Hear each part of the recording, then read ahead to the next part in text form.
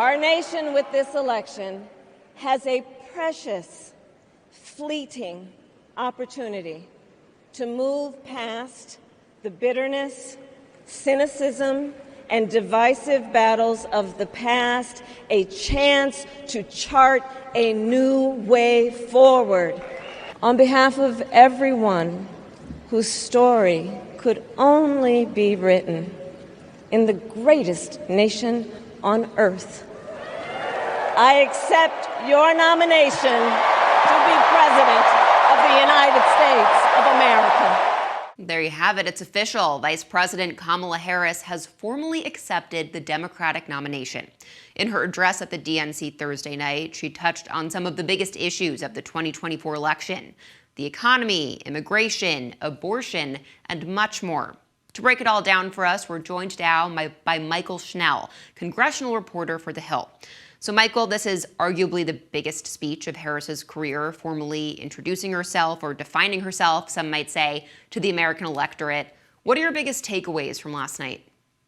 Yeah, Vice President Harris really touched on all the points that she needed to in that speech last night. She started out talking about her biographical facts, talking about her mother, how she decided to become a prosecutor. And then she got into sort of this joyous message, like that clip that you showed in the beginning. This has been a key theme throughout the DNC and really throughout the Harris's nascent campaign, that they want it to be joyful. They don't want to have such a dark campaign. They want it to be uplifting and bright and spirited. We saw that partially last night, but Harris did thread that needle by also hitting former President Trump on a number of occasions, criticizing him on a number of policy points and warning that if he were reelected, it would be a threat to democracy. We also saw Vice President Harris touch on a number of policy issues: the war in Gaza, immigration, abortion, the economy. So it really was a significant night for her last night, an opportunity to reintroduce herself now as the presidential candidate on such a national stage, but also to tell her folks a little bit about who she is and what she believes in. Well, there was quite the lineup at the DNC, including most of the exonerated five, formerly known as the Central Park Five. What was the significance of their appearance there at this point? And also, was there anyone else that showed up that you thought was notable? Yeah, the Central Park Five, members of the Central Park Five showing up at the DNC. This was really significant. And essentially, the story here is it was trying to take a shot at former President Trump. Members of the Central Park Five, folks who were wrongly convicted of rape and assault, former President Trump had put out an advertisement around the time of this trial calling for the death penalty against the five members of the Central Park Five. They were later convicted of raping and assaulting a young woman while they were jogging in Central Park. It became a very high-profile case, but they were later exonerated. So these folks taking the stage to say that they are here today, despite former President Trump wanting them dead, it was a very, very powerful moment there. I also thought a powerful moment during the convention last night was when individuals who have firsthand accounts and personal accounts to gun violence throughout the country. That was also very significant. We heard from Congresswoman Lucy McBath, whose family member was killed due to gun violence, folks from the Uvalde shooting. It was a very powerful moment and a significant one, I think, that'll be remembered in the time after the convention. Yeah, and on top of all of those, there were also a few Republicans that showed up at the DNC, like former Congressman Adam Kinzinger. And we also saw former GOP candidate Vivek Ramaswamy on the ground in Chicago.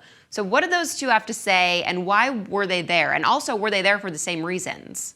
Yeah, so two Republicans on the ground in Chicago during the DNC for wildly different reasons. Congressman Adam Kinzinger, former Congressman Adam Kinzinger, he has been a noted critic of the Republican Party since he left Congress, really even before he left Congress. And he sort of took the stage in one of the final folks to speak during the last night of the convention, right before Kamala Harris, to say that Democrats are patriotic and Democrats do care about democracy and the country, sort of giving this push for other Republicans who may be on the fence about former President Trump, who don't think that they have a home in the current makeup of the Republican Party, to let them know that the Democratic Party is a safe place for them. On the other hand, though, we saw Vivek Ramaswamy. He came to Chicago. He said that he had a policy conversation about where he laid out what he called, quote, an alternative vision, a vision for the America First movement, things that former President Trump stands for. And then he said he was doing this to try to put the pressure on Kamala Harris, saying, quote, and it was to call on Kamala Harris to offer her own vision. Let's see if she does it tonight. So another move by a Republican trying to put pressure on Harris to get into her policy details and what her platform would look like and what her agenda would look like as president. So just to sum it up, two Republicans, both on the ground in Chicago, but as I mentioned, for very different reasons. Yes, very different and very interesting, that difference there. But there were also some big names that didn't appear last night, specifically Beyonce. I think at one point everyone was convinced she was actually in the United Center. Obviously, according to her publicist, never was planned. Can you explain what happened there? This was just a good old-fashioned rumor making its way through the rumor mill. There had been folks who were saying, oh, wouldn't it be cool if Beyonce showed up? Wouldn't it be cool if somebody like Taylor Swift showed up? And then someone who's involved with the campaign had tweeted a bee emoji, prompting folks to believe that maybe that was a veiled suggestion that Beyonce was going to show up at the convention. Folks were waiting on their bated breath at the edge of their seats as the convention's final night made it through the agenda. But at the end of the day, Beyonce obviously did not show up.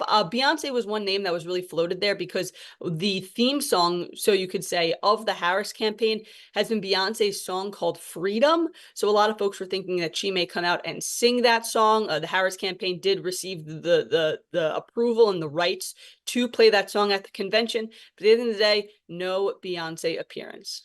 Yeah, I think too many people read into that a little bit too much. But now that the convention is over, what's next for the Democrats until November? Yeah, this is sort of now we're entering the last phase, some would say, of the election season. Both candidates had their conventions. Both parties have now their official nominees. The tickets are set with vice presidential candidates. Now it is just a full court press to get to November. I suspect both campaigns are going to focus a lot of their time in some of those key battleground and swing states, places like Michigan, Wisconsin, Pennsylvania, Arizona. We've already seen the campaign spend a lot of time in those areas. And for Kamala Harris, just have her continue to try to sell herself to the public and define herself to the public, because of course she's been known on the national stage being that she is the vice president, but she wants to now and has the ability to now show herself in a different light now that she's the presidential nominee. The same could go for somebody like Senator J.D. Vance trying to describe himself and define himself on the national stage, and definitely expect both parties to try to do that for the other party. Republicans trying to shine Kamala Harris in a negative light, Democrats doing the same for Trump and somebody like J.D. Vance. You mentioned battleground states there, including Arizona, and we know that on Friday afternoon, both Trump and RFK Jr. are set to speak there, and this comes after Kennedy withdrew from the ballot in that state. Now, there are some reports saying that he's going to drop out of the race and endorse Trump. What are you expecting? What are you hearing? And if Kennedy does drop out, how do you think it will impact the race? It's going to be an interesting afternoon in Arizona. Look, I've learned through covering politics to never expect things, expect the unexpected. So we'll have to see what happens. But look, I mean, let's just look at the facts here. Both Trump and RFK Jr. are going to be in Arizona. RFK Jr. said he's delivering a speech on the path forward for his campaign. Former President Trump said that there's going to be a special guest at his rally. Just a few days ago, former President Trump said that he would be interested in having the support of RFK Jr., which sort of seem to open up the conversation, at least in the public view. So it's going to be a very fascinating afternoon. It would be significant if RFK Jr. did drop out and throw his support behind former President Trump. Of course, we've seen in a number of these battleground polls and national surveys that this race is just so close by any metric that you look at it. So if Donald Trump could secure the support that RFK Jr. currently has, and of course, that's not a given. It'll be interesting to see if RFK's Jr. supporters follow him into the Trump camp, but that could be significant when we talk about this razor-thin margin between both Trump and Kamala Harris. Yeah, it will be interesting to see what happens there. Also in Arizona, though, the Supreme Court just reinstated a voting law there regarding proof of citizenship requirements. Can you walk us through this decision and what it means for voters there?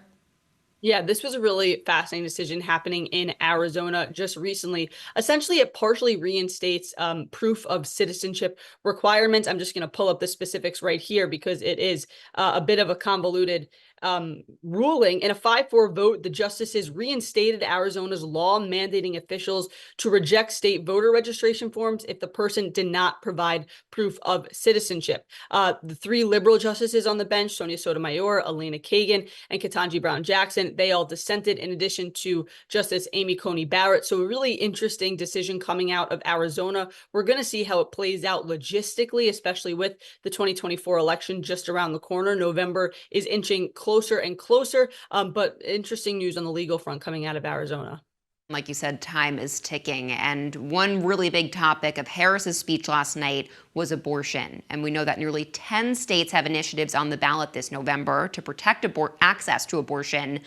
Arkansas was set to be the 10th, but this week the state's Supreme Court rejected that petition to include the initiative on the ballot. Do you think this could mean anything for the general election?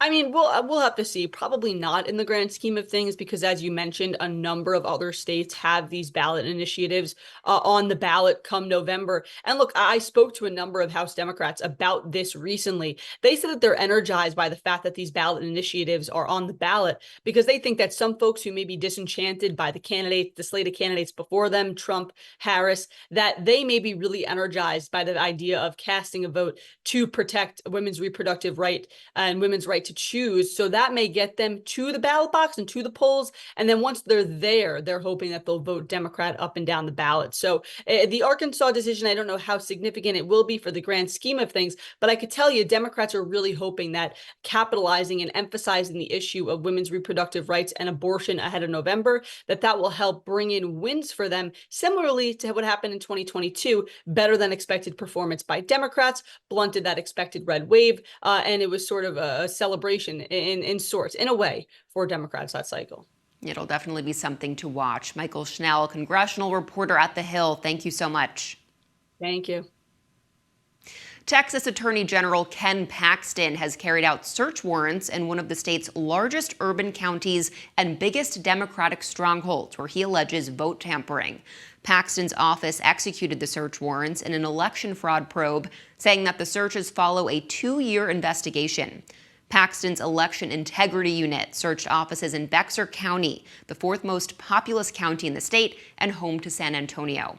The searches come as Paxton has vowed to prosecute election fraud, a push that in 2023 cost a whopping $2.3 million to prosecute 4 cases. And a ceasefire deal in Gaza has collapsed, opening the door to the possibility of a larger conflict in the Middle East. The fallen-through ceasefire and hostage release deal is stoking fears that a major escalation of conflict in the Middle East could be imminent. Secretary of State Antony Blinken traveled to the Middle East this week to solidify the deal, returning to the U.S. without any substantial agreement in place. The collapsed deal could lead to Iran's leaders feeling more pressure to strike Israel. And Hezbollah could also launch an attack from Lebanon after their top military commander was assassinated in July during an Israeli airstrike in Beirut. That's today's Daily Debrief. I'm Bianca Facchinei. Be sure to like, share, and subscribe to The Hill's YouTube channel, and come back here soon for the intersection between politics and policy.